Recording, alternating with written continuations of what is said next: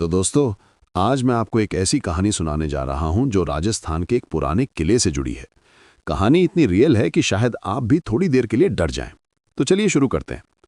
राजस्थान के रेगिस्तान के बीच एक पुराना किला है जिसे लोग भूत बंगला के नाम से जानते हैं। मेरे एक दोस्त ने मुझे ये कहानी सुनाई थी और सुनते ही मेरा दिल तेज धड़कने लगा। ये कहानी इतनी रियल थी कि मैंने सोचा भी नहीं था कि मैं कभी वहां खड़ा हो जाऊंगा। किला पुराना था, उसकी दीवार पे क्रैक्स और गिरते पत्थर दिख रहे थे और हर कोना खुद एक कहानी कह रहा था। जैसे ही हम गेट के पास पहुंचे, एक ठंडी हवा छाई जो मेरे चेहरे पर लगते ही राख रही थी और मेरे दिल में अजीब सा डर घुस गया। मैंने अपने दोस्त से पूछा, दोस्त, क्या तू सच में अंदर जा रहा है? मेरा दोस्त सिर्फ हाँ में सिर हिलाया, लेकिन उसकी आंखों में भी डर और कन्फ्यूजन था। हम दोनों ने धीरे धीरे अंदर कदम रखा और हर कदम पर पत्थर की हल्की चीख सुनाई देती थी, जैसे किला खुद हमें रोकना चाहता हो। अंधेरा और गहरा हो रहा था और हॉल के अंदर की हवा में एक अजीब सी वेट थी, जैसे हमारे सांस लेने की स्पीड धीरे हो गई हो। हॉल में पुराना फर्नीचर पड़ा था, पोस्टर्स ऑफ किंग्स और क्वींस लगाए हुए थे और उनकी आंखें ऐसे लग रही थीं जैसे वो हमें देख रही हों। जैसे ही हम दरबार हॉल की तरफ बढ़े, एक हल्की सी आवाज सुनाई दी, कोई यहाँ है। मेरे दिल का धड़कन तेज हो गया और हाथ ठंड से कांपने लगे। मेरे दोस्त ने मुझे धीरे से बोला, शांत रहे, शायद हमारी सोच है। पर जैसे ही हम आगे बढ़े, एक परछाई कॉर्नर में हिल रही थी। मैंने अपनी आंखों पर हाथ रखा क्योंकि मुझे यकीन नहीं हो रहा था। दोस्त ने भी अपनी आंखें बंद कीं और दोनों ने एक दूसरे का हाथ मजबूती से पकड़ा। मैंने धीरे से पूछा, क्या ये सच में कोई भूत है? दोस्त ने सिर्फ मुझे देखा और बोला, बस चुप रह, कुछ भी कर सकता है। फिर एक पुराना राजा की आवाज आई, जैसे कोई वार्निंग दे रहा हो, तुम्हें यहां नहीं आना चाहिए था। मेरा दिल काफी तेज धड़क रहा था और मैंने सोचा कि शायद ये सिर्फ हमारी इमेजिनेशन है।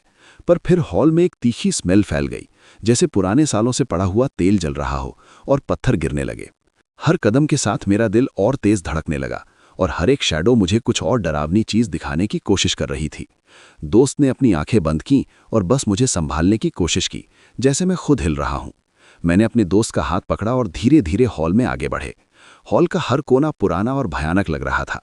हर एक दीवार पे पुराने राजा और रानी की छवि और पोस्टर्स पड़े थे, जिनमें से लग रहा था जैसे वो हमारी तरफ देख रहे हों।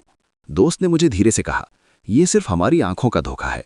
पर मेरा दिल भी तेज धड़क रहा है।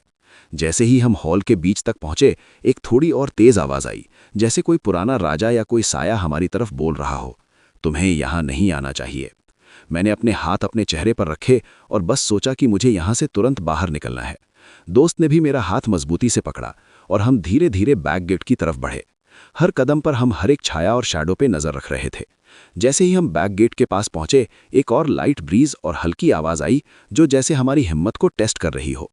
हमने धीरे धीरे हॉल का एक और कोना एक्सप्लोर किया, जहां पुरानी फर्नीचर की धूल और पुरानी टैपेस्ट्री थी।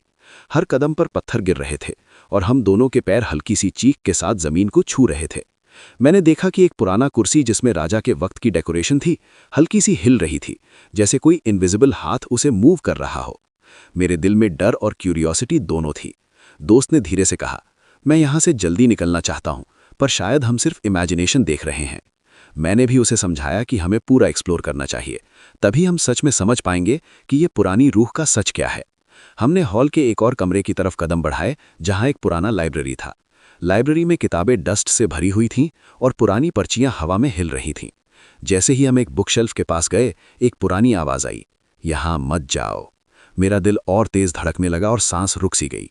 दोस्त ने मेरा हाथ और जोर से पकड़ा और बोला, बस चुप रह, शायद ये सिर्फ आवाज है।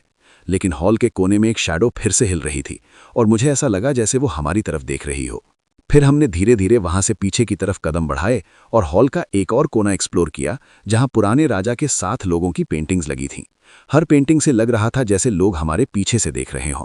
मेरे हाथ ठंड से कांप रहे थे और मेरा दिल तेज धड़क रहा था। दोस्त ने मुझे धीरे से समझाया, बस धीरे धीरे बाहर निकलते हैं और सेफ रहेंगे। हम दोनों ने एक दूसरे का हाथ मजबूती से पकड़ा और धीरे धीरे एग्जिट की तरफ बढ़े।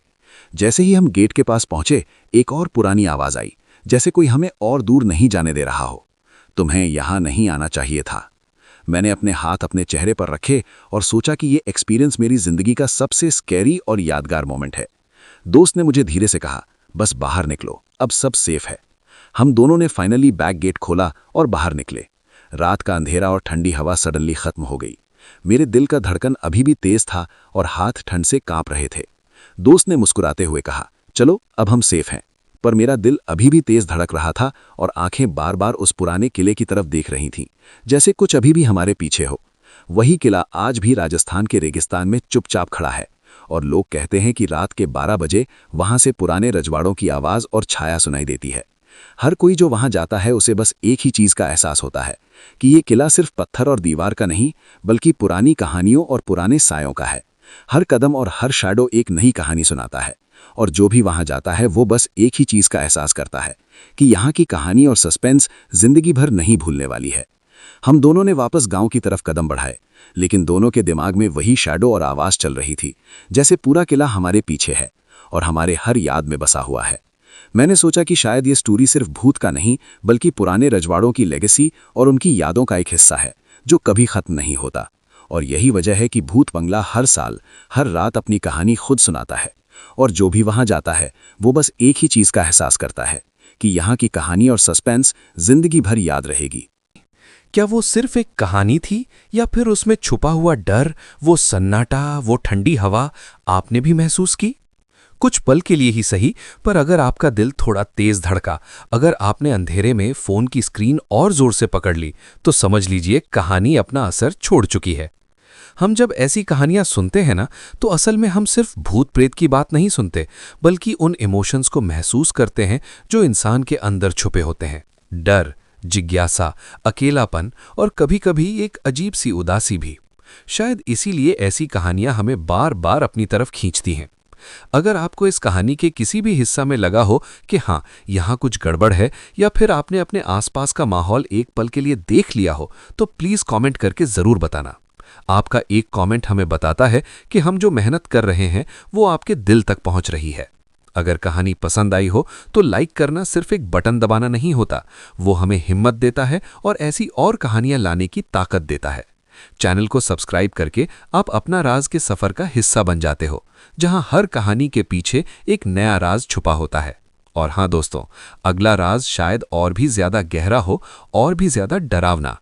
तब तक अपना ख्याल रखिए और याद रखिए, कुछ कहानियां सिर्फ सुनी नहीं जाती, महसूस की जाती हैं।